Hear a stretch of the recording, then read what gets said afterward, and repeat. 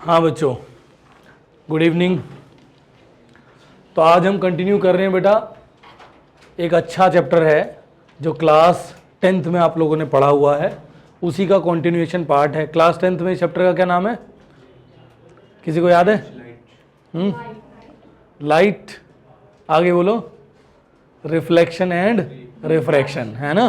तो class 10th में आपके टाइम पर तो ये चैप्टर नंबर 8 होगा या नहीं, 10 था हाँ, एनसीईआरटी किताब में। अभी 9 हो गया, एक चैप्टर उन्होंने आगे पीछे कर दिया। ठीक है, कोई बात नहीं, उसी का कंटिन्यूएशन है बेटा। उसका प्रीवियस रिवीजन भी करेंगे, ऐसा नहीं है उसको नहीं पढ़ने वाले हैं, थोड़ा उसका रिवीजन करेंगे ज़रूर, अदरवाइज आपसे क्वेश्चन नहीं लगेंगे। क्योंकि जो साइन कन्वेंशन वाला फंडा है या जो रे डायग्राम है, किससे, कॉन्वेक्स और कॉनकेव से, मिरर और लेंस से, वो सभी हमें आने चाहिए। उस पर बेस्ड क्वेश्चंस आते हैं। आगे का पार्ट हम यहाँ पढ़ने वाले हैं, उसका कंटिन्यूएशन पार्ट यहाँ पढ़ने वाले हैं। तो एक अच्छा चैप्टर है, बड़ा चैप्टर है बेटा, काफ़ी वेटेज रखता है। 8-9 नंबर का सिंगल एक चैप्टर है हमारा, करीब करीब 8 नंबर, 70 में से एक बड़ा वेटेज रखता है, 7-8 नंबर। तो बहुत ध्यान से शुरू करते हैं, पहले दिन से ही बिल्कुल एकदम नया चैप्टर और नई उम्मीद, नया जोश। ठीक, तो क्या होता है, सबसे पहले बताइए लाइट क्या होती है। What is light? Light is a form of energy, है ना। Light is a form of energy, it is a form of energy which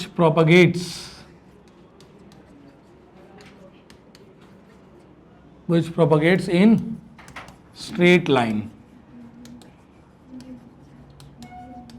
ये एक ऐसी एनर्जी है जो स्ट्रेट लाइन में प्रोपगेट करती है। ठीक है बेटा, तो इसका रिप्रेजेंटेशन जो होता है, रिप्रेजेंटेशन,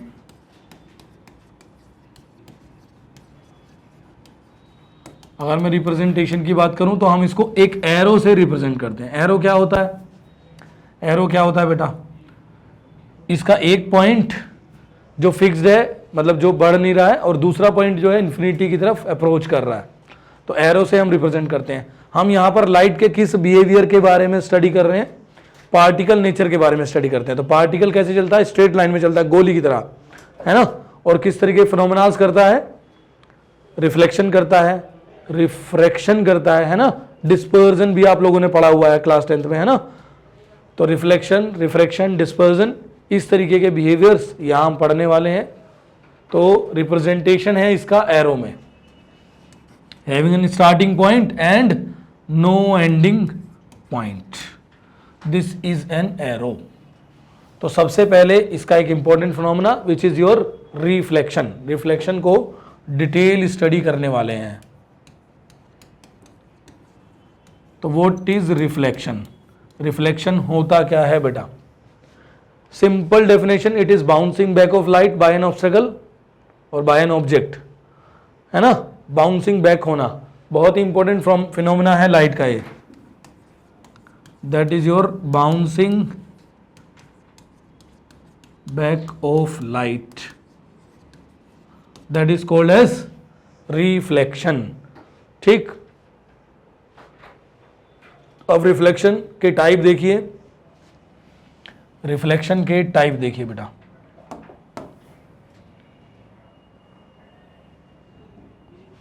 टाइप ऑफ रिफ्लेक्शन,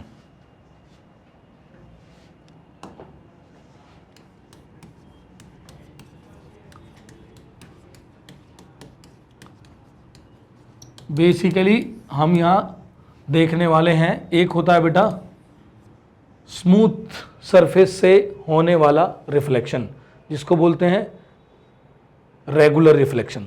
क्या बोलते हैं उसको? रेगुलर। और दूसरा होता है इर्रेगुलर। तो पहला हमारा है रेगुलर, बिल्कुल बेसिक से पढ़ेंगे, क्लास 8th में पढ़ लेते हैं बच्चे। रेगुलर रिफ्लेक्शन सबको समझ आएगा, ध्यान से शुरुआत से ही पढ़ोगे। दूसरा है इर्रेगुलर,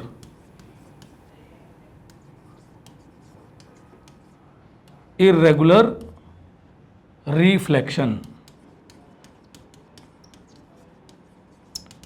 क्लास 8th में पढ़ लेते हैं। रेगुलर रिफ्लेक्शन किसी भी स्मूथ सरफेस से होता है, किसी भी स्मूथ सरफेस से होता है। जैसे कि रेगुलर रिफ्लेक्शन के केस में हम क्या पढ़ते हैं, जरा ध्यान दीजिए मेरे बच्चों। ये हमारा एक सरफेस है,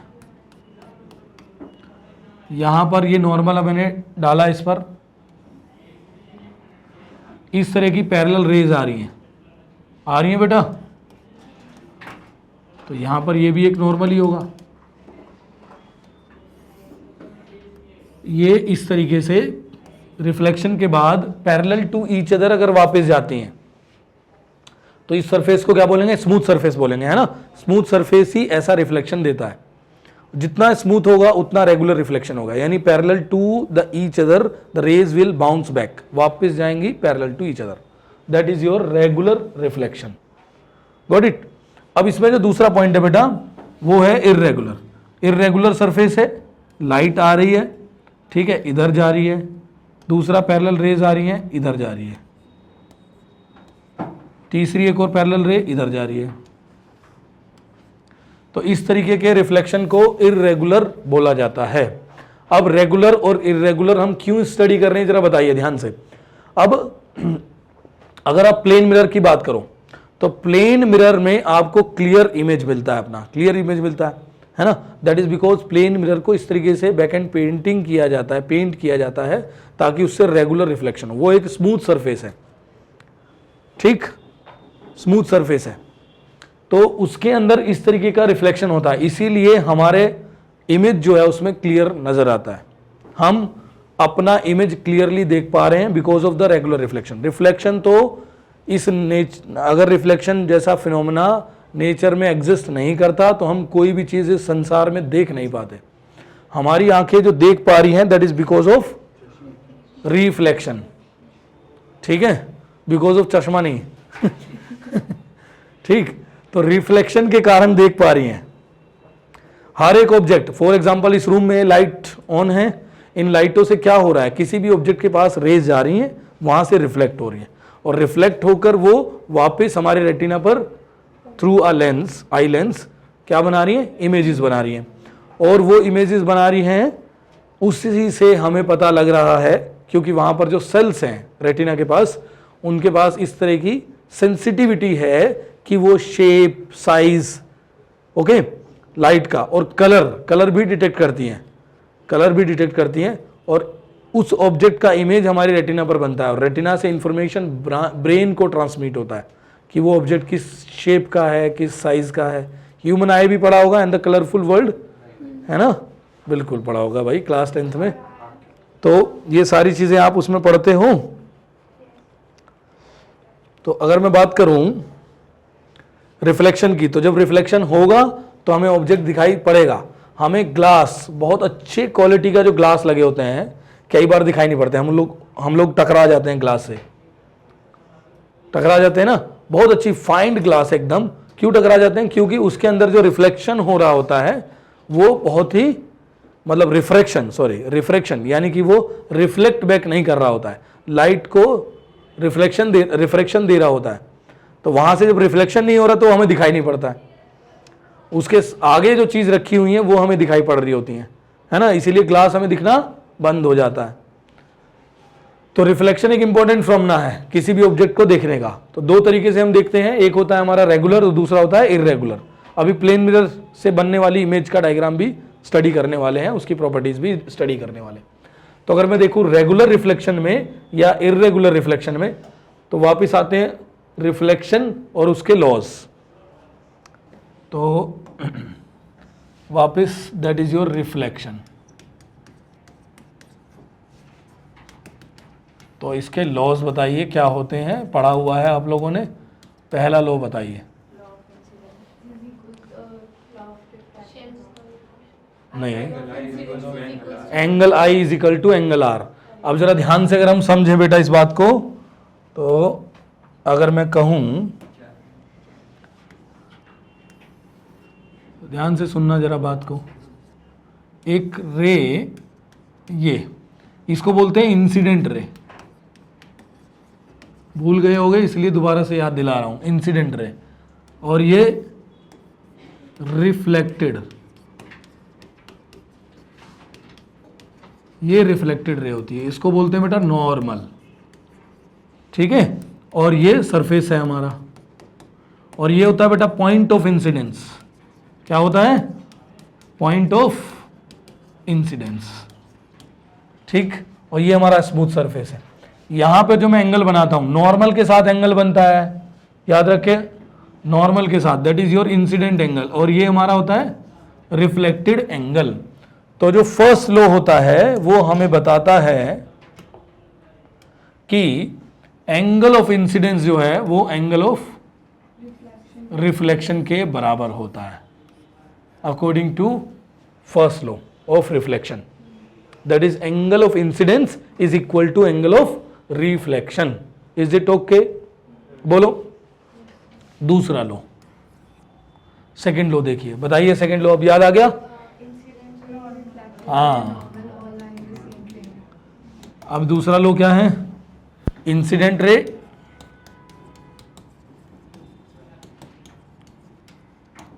normal, reflected ray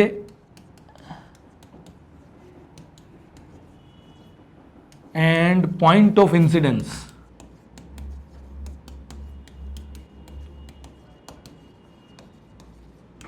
all lie in a same plane। ये सेम प्लेन वाली बात सबको समझ में आती है? ऐसा तो नहीं क्लास 10 से ही समझ नहीं आई हो? सेम प्लेन से मतलब है बेटा, जैसे एक प्लेन, ये 2D एक प्लेन है, यहां पर ये नॉर्मल है, ये हमारा नॉर्मल है, ये इंसिडेंट रे है और ये रिफ्लेक्टेड रे है। सब किस में है बेटा? एक ही प्लेन में है, एक ही प्लेन में है तीनों, ठीक है। This is point of incidence, this is what, हाँ, this is normal, this is incident ray and this is your reflected ray, all lie in a same plane. मान लो हमारा प्लेन 3 एक्सिस का है, तो प्लेन 3 एक्सिस का नहीं बनेगा। XYZ प्लेन नहीं सुना? XYZ प्लेन, XYZ 3 अलग अलग एक्सिस होते हैं, उसमें कैसे एक ही प्लेन तो 2 डायमेंशन जाएगा ना, प्लेन इज ओनली 2 डायमेंशन, चाहे आप किसी भी चले जाइए, ठीक है। तो this is your second law of reflection, second law of reflection, ठीक है बेटा। नोट किया जाए, बहुत तेजी से नोट किया जाए। हाँ जी बिल्कुल आता है, हाँ हाँ जी 12वीं में भी आता है। जब यही नहीं आता तो आगे कैसे बढ़ोगे? इसके बेसिस पर तो बहुत सारी चीज़ें बनती हैं। मैंने बोला बिल्कुल बेसिक से पढ़ाऊंगा, बिल्कुल बेसिक से, need not to worry. Notes भी बिल्कुल वैसे ही बनाए गए हैं, एकदम ग्राउंड जीरो। मुझे पता है तुम्हें कितनी मेमोरी अच्छी है तुम्हारी, इस साल का तो याद नहीं है, अभी पिछला चैप्टर जो पढ़ाया है ना, उसके लिए पूछना शुरू करूंगा तो बोलोगे सर रिवाइज करने का टाइम दे दीजिए।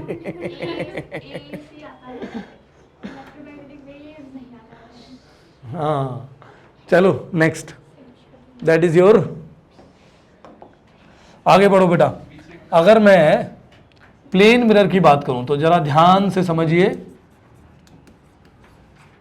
प्लेन मिरर के बारे में, बहुत इंटरेस्टिंग सी बात करने वाले हैं। प्लेन मिरर, प्लेन मिरर सब मुंह देखते हैं सुबह सुबह उठते ही अपनी, जैसी भी है अच्छी बुरी, ठीक, तो सब ने देखा होगा। तो जरा ध्यान दीजिए प्लेन मिरर से किस तरीके से इमेज बनती है, जस्ट सी इट। अब मैं एक प्लेन मिरर बना रहा हूं इस तरीके का, यहां पर एक छोटी बॉल में प्लेस कर दे रहा हूं, फुटबॉल रख लीजिए या छोटी कोस्को की बॉल रख लीजिए, ठीक है। अब इस बॉल पर लाइट आई, फॉर एग्जांपल ट्यूबलाइट से लाइट आई या सनलाइट आई, ठीक। अब जब लाइट आ रही है तो कुछ इस तरीके से मिलियंस बिलियंस और ट्रिलियंस वेव्स इस पर आकर टकराई होंगी, उनका रिफ्लेक्शन हुआ होगा, ठीक है, उनका रिफ्लेक्शन हुआ होगा। उनमें से कुछ रेज ले रहे हैं हम, कुछ चुनिंदा रेज ले रहे हैं जो पैरेलल टू ईच अदर और प्लेन मिरर पर जाकर गिर रही हैं। इस साइड हमने पेंट किया हुआ है, ऐसे लिया हुआ, वर्टिकल प्लेन है, ठीक है।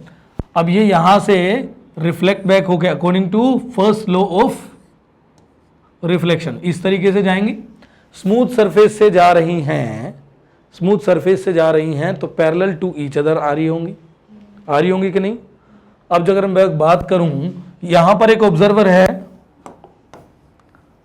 ठीक, आंख गड़ाए बैठा है, इसको क्या लग रहा है बेटा? इसको लग रहा है ये रेज जो है वहां मिरर के पीछे से आ रही हैं। कहां से आ रही हैं? यहां से आ रही हैं। इसका ऑब्जर्वेशन कहता है कि ये रेज कहां से आ रही है? यहां से आ रही है, इसीलिए इसको ऑब्जेक्ट जो है यहां दिखाई दे रहा है। ये सेम डिस्टेंस होता है, ये d और ये भी d होता है, सेम साइज की होती है। तो इसीलिए जो ऑब्जेक्ट है वो तो दिखाई पड़ ही रहा है, इस तरफ ऑब्जेक्ट दिख रहा है ना, क्योंकि इससे डायरेक्ट रेज यहां भी आ रही होंगी, डायरेक्ट भी आ रही होंगी इस ऑब्जेक्ट से। लेकिन अगर वो मिरर के अंदर देख रहा है तो वहां पर उसे एक ऑब्जेक्ट दिखाई पड़ रहा है। क्यों? क्योंकि उसको क्या लग रहा है कि ये रेज कहां से आ रही हैं? वहां से आ रही हैं, जबकि वो यहां से रिफ्लेक्ट कर रही हैं, सिर्फ रिफ्लेक्शन हो रहा है। Got it? अब ये जो प्लेन मिरर से बनने वाली इमेज है ये कैसी होगी? ये कैसी होगी बेटा? सेम साइज की होगी, है ना। इमेज की प्रॉपर्टी ऑफ इमेज,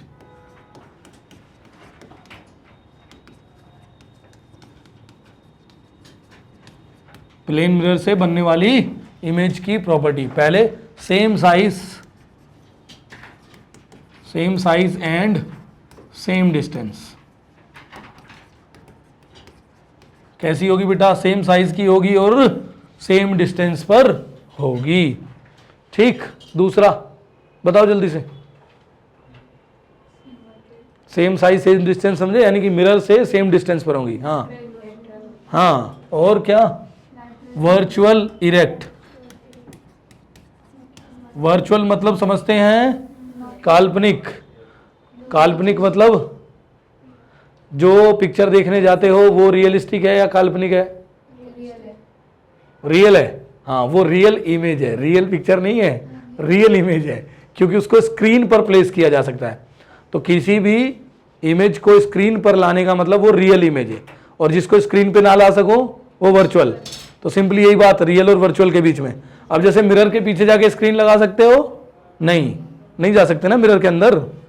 और पिक्चरों में चले जाते हैं कुछ में, भूत मिरर से निकल के आता है। ठीक है, 2-4 भूत यहाँ पे बैठे हैं, देखिए इधर। तो इधर देखिए, इसके अंदर जो है स्क्रीन प्लेस की जा सकती है? नहीं प्लेस की जा सकती, इसलिए कैसी इमेज है? वर्चुअल। एंड इरेक्ट का मतलब बताओ। इरेक्ट मतलब, अंग्रेज हैं यहाँ बहुत सारे, बोलो। सीधी इमेज है ना, बिल्कुल सीधी, बिल्कुल सही। तीसरा देखिए, वर्चुअल इरेक्ट और लेटरल इन्वर्जन होता है। लेटरल इन्वर्जन क्या होता है बेटा? हाँ जी, यानी लेफ्ट की चीजें राइट में दिखती हैं और राइट की चीजें लेफ्ट में दिखती हैं। तो अगर मैं यहां पर P लिखूं तो मिरर के इस तरफ कैसा दिखेगा? ऐसा, है ना।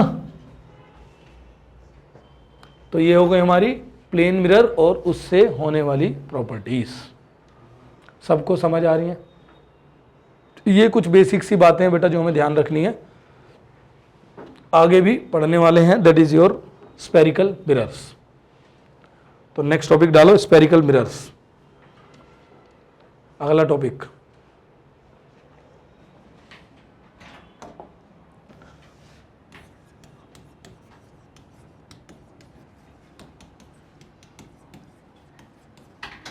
Spherical mirrors. तो बेटा ध्यान देना, 2 तरीके के स्पेरिकल मिरर हम पढ़ने वाले हैं, एक है कॉन्वेक्स और दूसरा है कॉनकेव। तो सबसे पहला है कॉनकेव पढ़ते हैं। ठीक, एक्चुअली स्पेरिकल मिरर बनते क्या है? स्पेरिकल मतलब एक स्पेयर का हिस्सा है, ये एक स्पेयर का हिस्सा है। अगर मैं कॉनकेव की बात करूं तो बेटा ध्यान देना, ये एक मिरर है मेरा कॉनकेव मिरर, इसकी बाहर वाली साइड को पेंट किया जाता है, अंदर जो सरफेस होगा वो रिफ्लेक्टिंग सरफेस होगा। ये एक्चुअली क्या है? इस तरीके का एक कंप्लीट स्पेयर था, उसका एक टुकड़ा है, इसको अपर्चर बोलते हैं, MN। This is your aperture of the mirror. ये हमारा प्रिंसिपल एक्सिस है। क्या बोलते हैं बेटा इसको? Principal axis.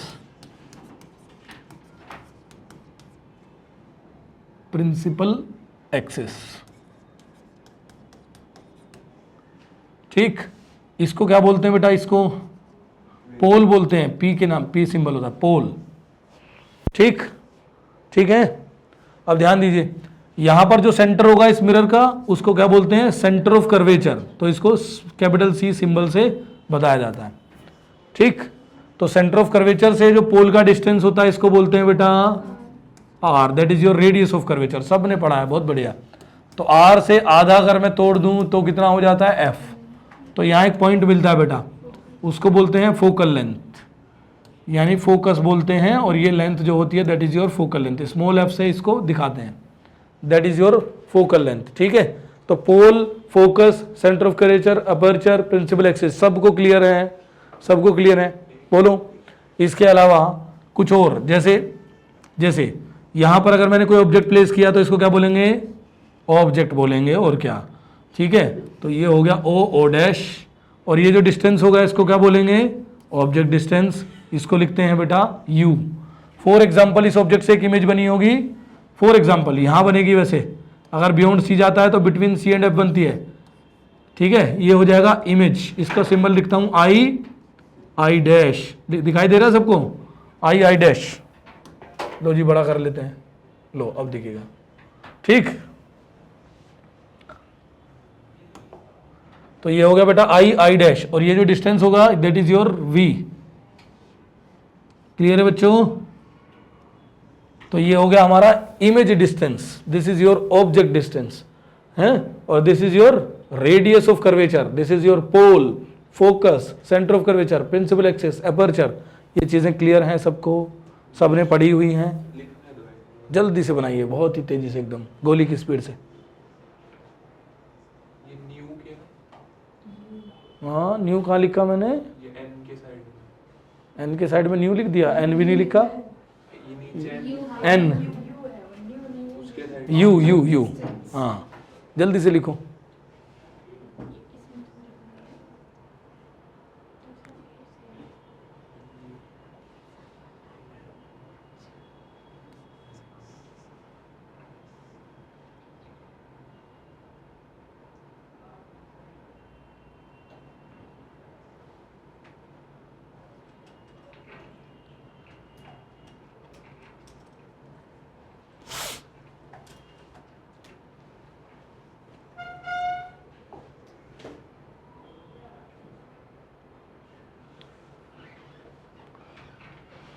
This is your concave mirror. अब कॉनकेव मिरर को कन्वर्जिंग मिरर भी बोला जाता है। क्या बोलते हैं?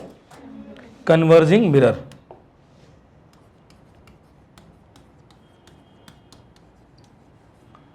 क्यों बोलते हैं कन्वर्जिंग? इसको क्यों बोलते हैं भाई? क्योंकि ये लाइट को कन्वर्ज करता है। ये हमारा स्फेरिकल मिरर मैंने ले लिया है। ठीक, ये पैरेलल बीम ऑफ लाइट आ रही है। बीम क्या होता है बेटा? Combination of rays combined to form a beam. Beam में कितनी रेज होंगी? करोड़ों अरबों रेज होंगी। ठीक है, उनमें से किन्हीं दो रेज को हमने चूज कर लिया है, और ये यहां पर अगर पैरेलल टू प्रिंसिपल एक्सिस आ रही है तो कहां पर बनाएंगी?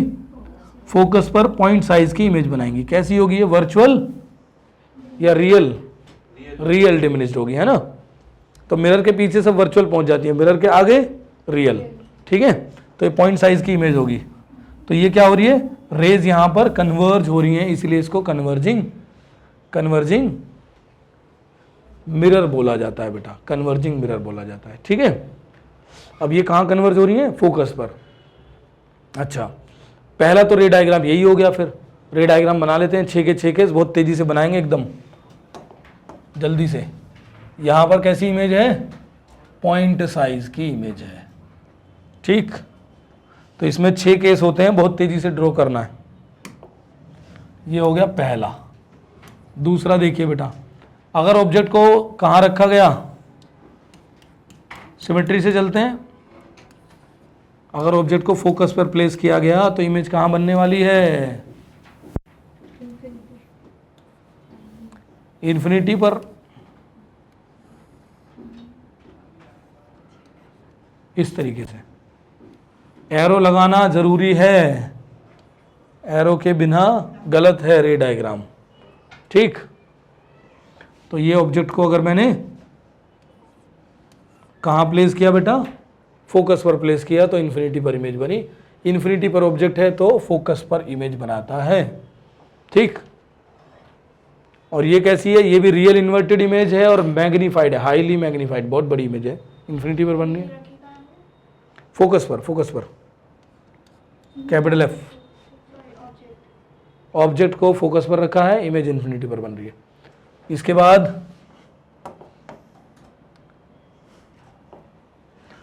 तीसरा केस देखिए बेटा,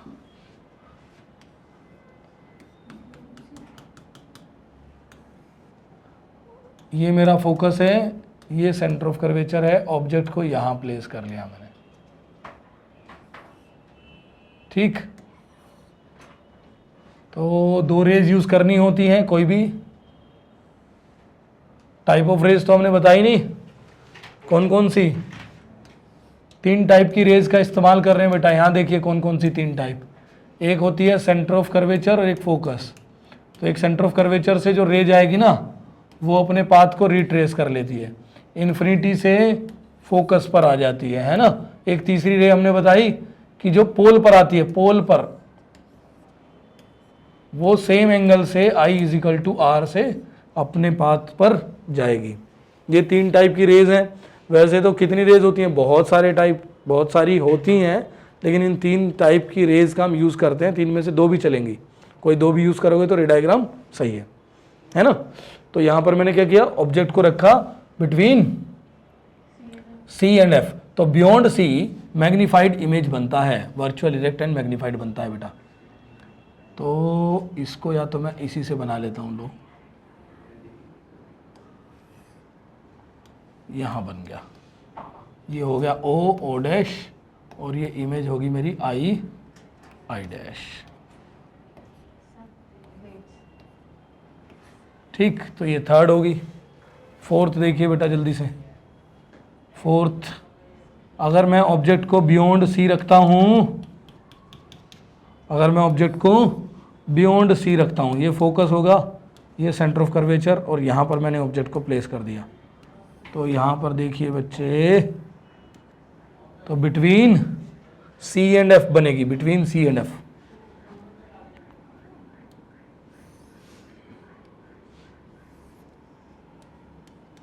डिमिनिश्ड होती है, ये छोटी होती है बेटा, है ना, इसके कंपैरिजन में O डैश, और ये होती है I डैश, और ये हमारी रे इस तरीके से चल रही हैं, कोई दिक्कत नहीं है इनमें, ठीक। तो ये हो गए हमारे कितने, 4 केस हो गए। एक होती है, जल्दी से ड्रॉ करो, देखो ऐसे नहीं चल पाएगा, फिर तुम बोलते हो सर छोड़ दीजिए, छुट्टी कर दीजिए। 5वां केस, 5वां केस देखिए बेटा, अगर सेंटर ऑफ कर्वेचर पर ऑब्जेक्ट को रखा गया तो कहाँ इमेज बनेगी, सेम साइज की रियल इन्वर्टेड इमेज बनती है सेंटर ऑफ कर्वेचर पर ही।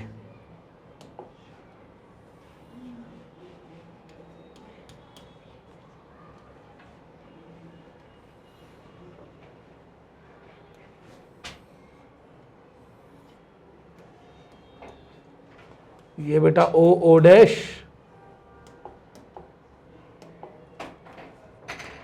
और बेटा I डैश। एक स्पेशल केस होता है बस इसमें, वो क्या होता है, जिसमें हमारी वर्चुअल इरेक्ट और मैग्नीफाइड इमेज बनती है। वर्चुअल इरेक्ट और मैग्नीफाइड कब बनेगी बताओ, किसको याद है? मैं बता, F और P के बीच में ऑब्जेक्ट को रखते हैं तो कहाँ बनती है, बिहाइंड द मिरर, ठीक है। तो वो वाला केस जल्दी से ड्रॉ कर लेते हैं, यहाँ बना देता हूँ लो इसकी जगह।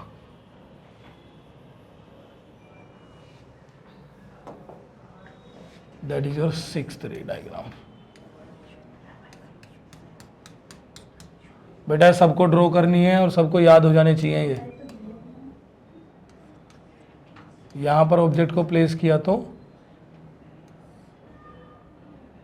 ठीक है, ये तो पोल से वापस गई,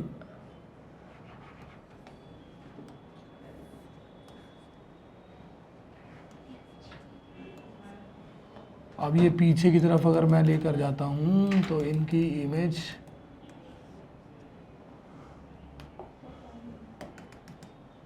यहाँ बन जाती है बेटा, ठीक है। ये होगी ओ ओ डैश और ये होगा मेरा आई आई डैश। जल्दी से 6 केस ड्रॉ कीजिए, फिर बात करेंगे।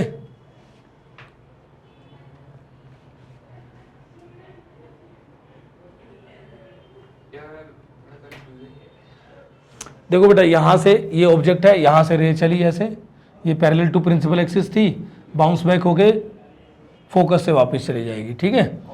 और ये ऑब्जेक्ट से एक रे गई पोल पर गई तो ये बाउंस बैक हुई विद द सेम एंगल, ठीक। अब इन दोनों का एक्सटेंशन पीछे लिया, क्योंकि ऑब्जर्वर कहाँ है, यहाँ है, वो यहाँ से देख रहा है, उसको क्या लग रहा है वहाँ से आ रही है रे, तो वहाँ इमेज है, that is I I dash. अभी से कंफ्यूज हो रहे हो, अभी तो क्लास 10th का ही पढ़ रहे हैं। रे ऑब्जेक्ट को काट के कैसे चली गई? रे ऑब्जेक्ट को काट के कैसे चली गई, अच्छा।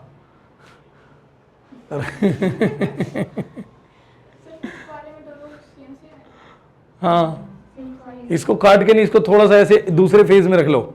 ये मेरा ऑब्जेक्ट रखा है, मैं यहाँ से देख रहा हूँ, ठीक है, ये ऐसे आ रही है, अब तो ठीक है, साइड से जा रही है उसके, ठीक। काट के नहीं जा रही है।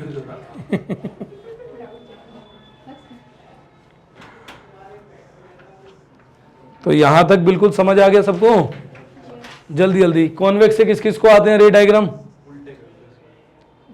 कॉन्वेक्स से सिर्फ 2 ही केस होते हैं, कौन से? वर्चुअल, इरेक्ट और डिमिनिश्ड। कहाँ कहाँ यूज होता है कॉनकेव और कॉन्वेक्स? कॉनकेव कहाँ कहाँ यूज होता है बताओ? Solar furnace. सोलर फर्नेस, हाँ। और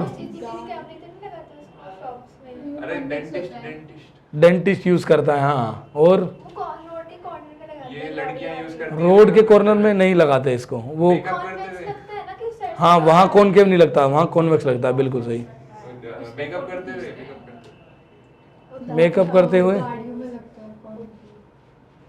गाड़ियों में कॉनकेव नहीं लगता, वहाँ कॉन्वेक्स लगता है, कॉन्वेक्स लगता है, हाँ। ठीक है ठीक है, कुछ तो जानते हो। चलिए, बढ़िया बात है, आगे बढ़ो। जल्दी नोट करो भाई, जल्दी से, एकदम हो गया। चल बना के लाना, फिर होमवर्क है ये, आगे बना देता हूँ मैं, ठीक है। ये इसमें रे डायग्राम में एरो नहीं बनाए हमने।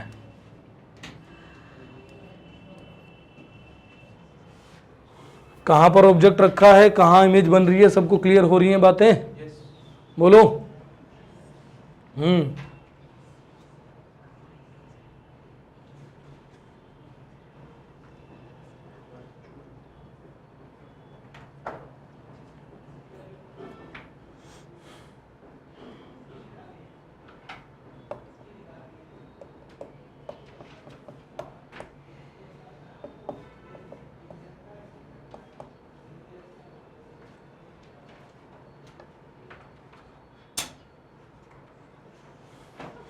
चलिए, अब कॉन्वेक्स से ड्रॉ करते हैं, ठीक है।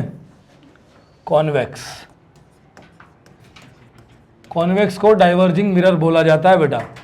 अब जरा ध्यान दीजिए, डाइवर्जिंग क्यों बोला जाता है? क्योंकि अंदर की तरफ से पेंट होता है, ठीक है।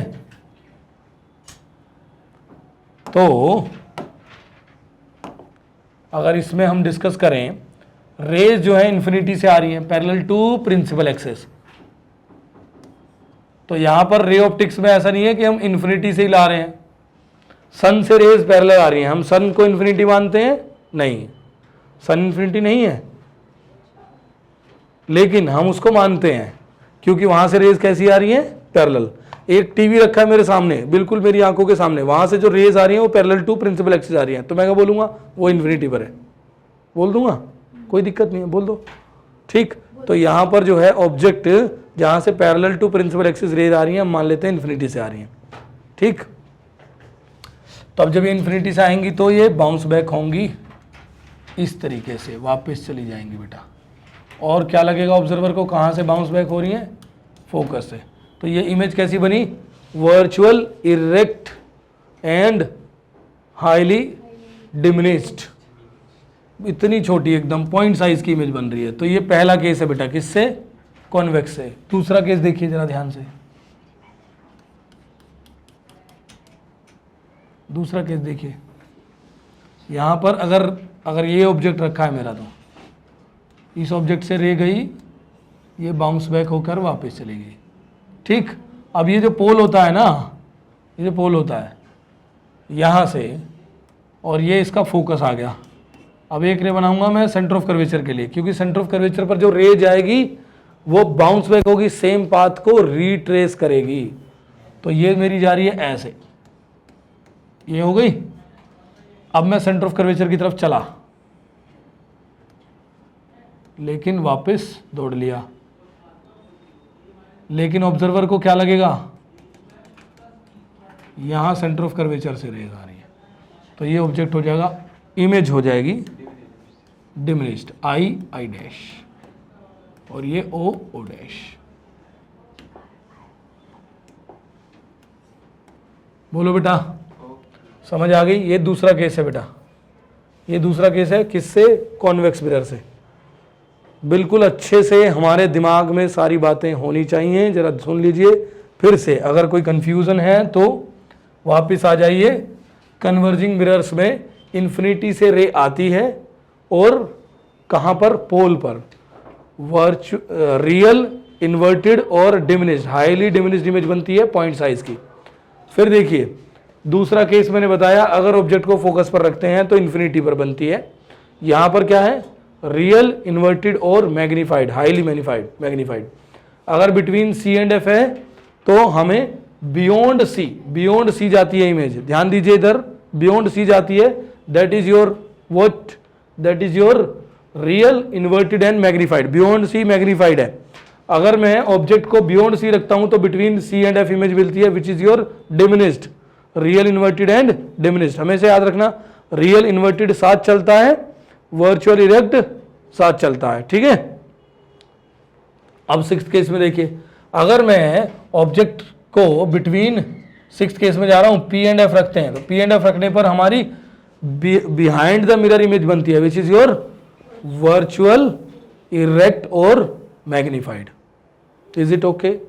इज इट ओके बच्चों? एक ये वाला केस देखिए, सेंटर ऑफ कर्वेचर पर ऑब्जेक्ट रखते हैं तो सेम साइज की इमेज बनती है, which is your real, inverted and is of same size. ठीक, तो इस केस में छह में से एक वर्चुअल इरेक्ट है, मैग्नीफाइड, बाकी कैसी हैं? रियल, इन्वर्टेड है। कहीं मैग्नीफाइड है तो कहीं डिमिनिश्ड है। अगर अगली स्लाइड पे जाऊं तो यहां पर देखिए दो केस हैं, दोनों के दो ही हमें वर्चुअल इरेक्ट दे रहे हैं। इसमें हाईली डिमिनिश्ड और इसमें डिमिनिश्ड बन रही है। बिल्कुल याद रहेगी सबको। क्वेश्चंस बनाने पड़ेंगे, मिरर प्लस लेंस के कॉम्बिनेशन आते हैं। पहले अलग अलग पढ़ते थे, मिरर का क्वेश्चन अलग, लेंस का अलग, यहां कंबाइंड आएगा। ठीक है, डिफरेंट क्वेश्चंस आते हैं। वहां पर ऑब्जेक्ट स्टेशनरी होता था, यहां मूविंग है वी वेलोसिटी से। बताओ इमेज कितनी वेलोसिटी से मूव कर रही है? ये एनहांसमेंट है, this is the enhancement. Okay, तो ऐसा एनसीईआरटी का एक एग्जांपल है, देख लेना आप खोल के। इमेज मूव कर रही है, किस वेलोसिटी से ऑब्जेक्ट मूव कर रहा है, that we need to calculate. या ऑब्जेक्ट मूव कर रहा है, किस वेलोसिटी से इमेज मूव कर रही है। हाँ, अब यहाँ पर एक और बहुत सारी चीज़ें पढ़ने वाले हो, एडिशनल चीज़ें। तो ये बेसिक चीज़ें हैं पुरानी, जो हमने मिरर के बारे में पढ़ी हुई हैं। अभी तक सारा कुछ वही पढ़ा है जो क्लास 10th में पढ़ चुके हैं। ठीक, अब बात करते हैं बेटा कुछ और बातें, जैसे कि मिरर फॉर्मूला पढ़ा हुआ है आप लोगों ने।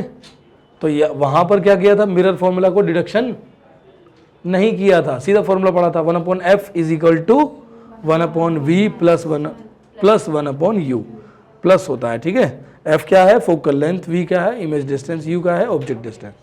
ठीक, और यहाँ क्या करने वाले हो? यहाँ पर जो है डिडक्शन भी करोगे इसका, तो वो करेंगे नेक्स्ट क्लास में। Thank you.